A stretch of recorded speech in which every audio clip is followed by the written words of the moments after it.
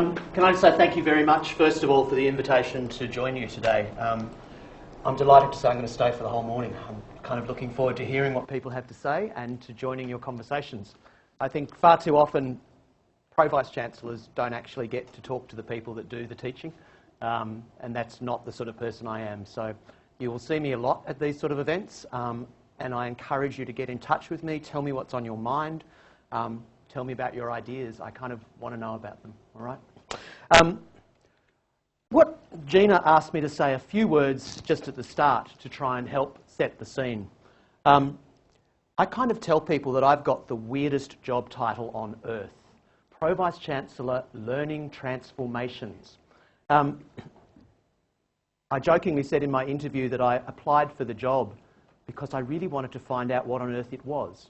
I still haven't quite worked out what it is, and it keeps changing, but that's probably the nature of the name. What I want to do today is talk to you a little bit about some of the things that are going to be part of my work and some of the ideas, I suppose, that I think are important for you to think about as you talk about your work. The first thing about learning transformation is that learning transformation is basically for our students. It actually goes to the heart of that, strategic plan. You can probably all quote verbatim by now. I think every time I've heard someone talk, they talk about securing success. It's actually a very good plan, and the thing that I like about it most is that it has at its heart a genuine, well-thought-through commitment to being truly student-centred.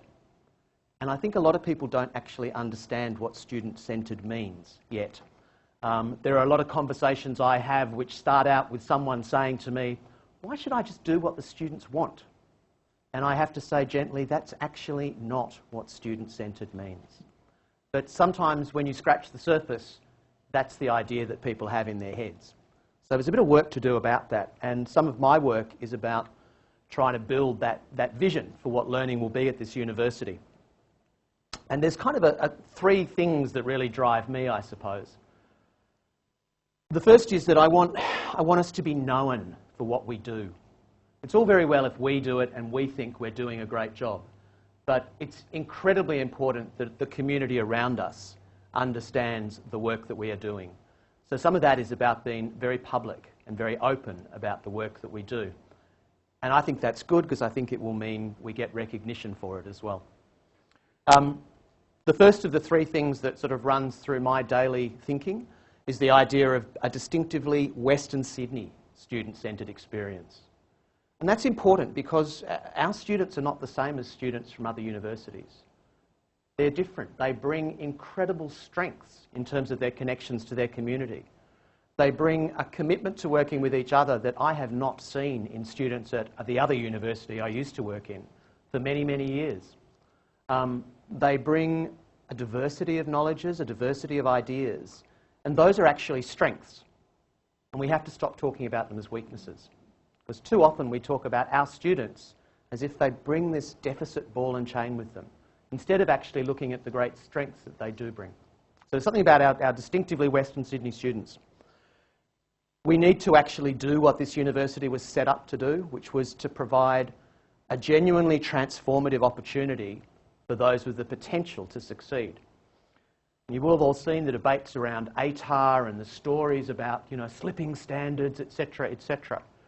The reality is the students we take have the potential to succeed. We just need to think about how we nurture that potential very carefully.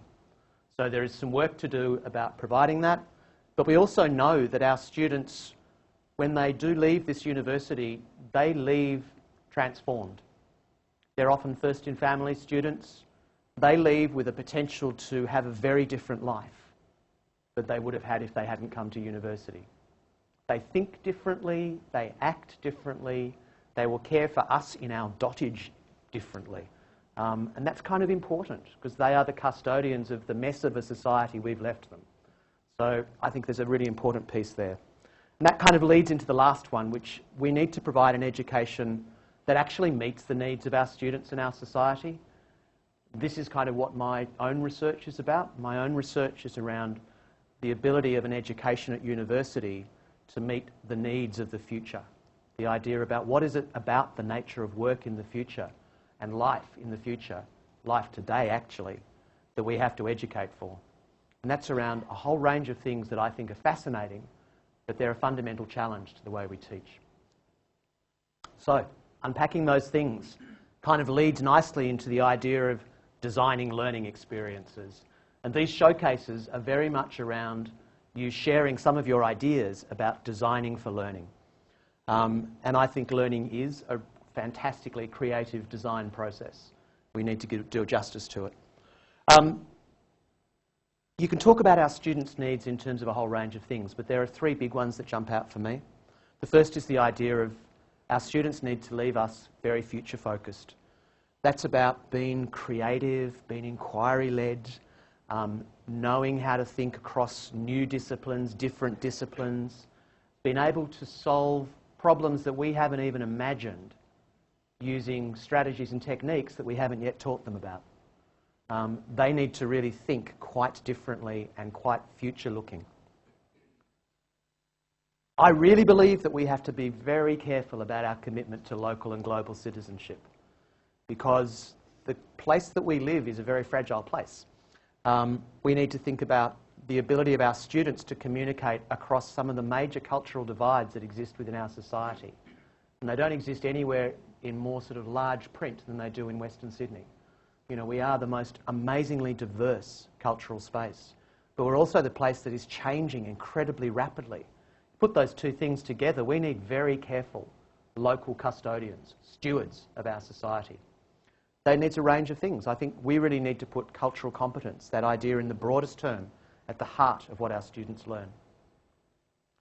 And the last piece is a piece around what I loosely call innovation entrepreneurs.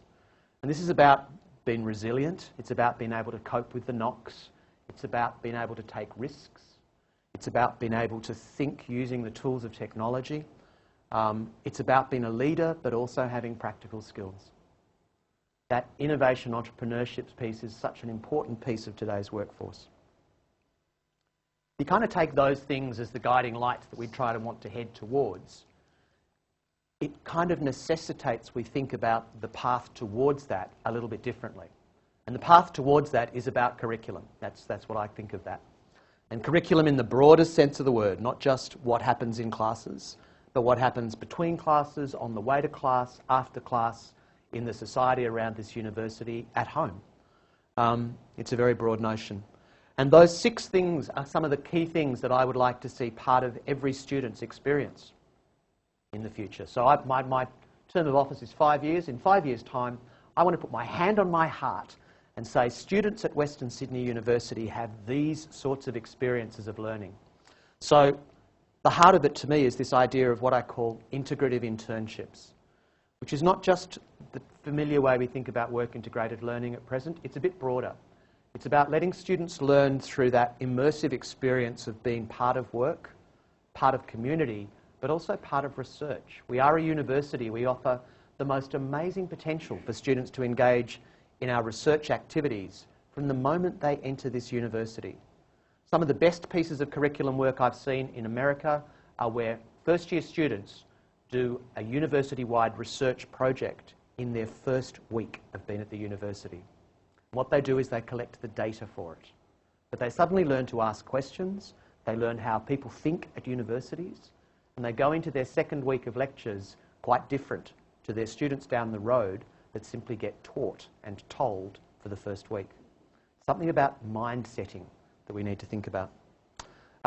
Technology is part of the world. It is an amazing tool. It offers amazing affordances. We are scratching the surface in how we're using it at present. We're using it for access. We're not using it for transformation yet. I think there's real space to do more there. Number 3, accessible, coherent curriculum architecture. I looked at this university and I couldn't work out as a student how I would go from a pathway entry to a PhD. You just cannot see as a student what it would be like to study through the architecture of our degrees. We know what a Bachelor Honours Embedded means, but no one else does. We need to do something that lets students see how they can easily enter this university, easily exit and re-enter, but do that as part of their life journey. So there's something about our curriculum structure. And almost all universities are doing that. Sydney University's just announced theirs. I think we need to do a whole stack of what is often called co-curriculum, but I think is really at the heart of the curriculum. And really what that is about learning experiences that go beyond the single discipline course of study that you're studying. Number 5, which is probably very close to the theme of what you're going to be talking about today, the idea of assessment. Assessment is the biggest lever we have for changing curriculum. Not only do students learn to the test, teachers teach to the test. If we design our assessment differently, it lets us teach differently. It lets our students learn differently. And that means some really interesting things. And one of the big national projects that I was involved with a couple of years ago looked at how you assess those really complex learning outcomes, the sort that I want us to get to, through the sort of work that we do in our courses. And there's some really interesting ideas there, which I'm looking forward to hearing your ideas on today. And the last one is something that is incredibly important. The idea of how we scaffold and support the learning of our students. And we have to do that in a way that supports their independence and excellence, not their dependence. So it's a different approach to thinking about scaffolding learning than is the one that often academics expect us to think about. So there's some pieces of work there that are just possible ways that the curriculum will work. How are we going to move that forward? There's a horrible thing that I haven't finished writing, which is the teaching and learning plan. Everyone keeps saying, when's it going to be ready? I keep saying, I want to talk to people. I need to know a bit more about what we're doing. But that's basically an institutional conversation around some of those things I've just talked about, to see which ones are the ones we want to do, which ones are the ones that we'll do first, and what are the things we're already doing that we can build on in those spaces. There are kind of 4 pillars that people have set up around that, which I think are great, and there will be a renewed focus on evidence. A lot of people talk about great ideas, but we have very little in terms of data and evidence to communicate externally about the impact of those.